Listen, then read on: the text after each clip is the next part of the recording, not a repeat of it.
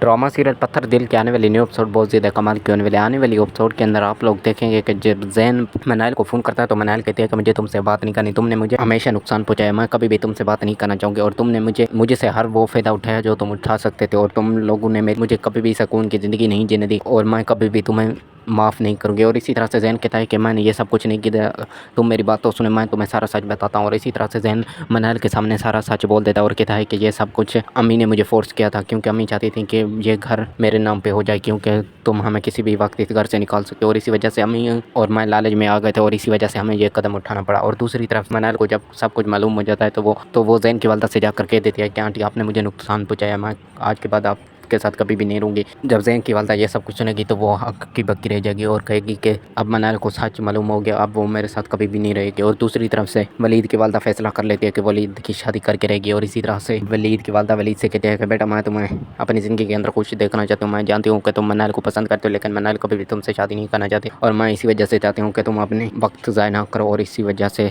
मैं तुम्हें शादी का मशवरा देती हूँ। और इसी तरह से वलीद अपने वालदा की बात मान लेगा और दूसरी तरफ से मनाइल जब ये सब कुछ सुनेगी तो वो हक्की बक्की रह जाएगी और रोना शुरू कर देगी। और इसी तरह से ज़ैन अपनी वालदा के कहने पर दूसरी शादी करने के लिए तैयार हो जाएगा। ये सब आपको ड्रामा सीरियल पत्थर दिल के आने वाली एपिसोड में मालूम होगा।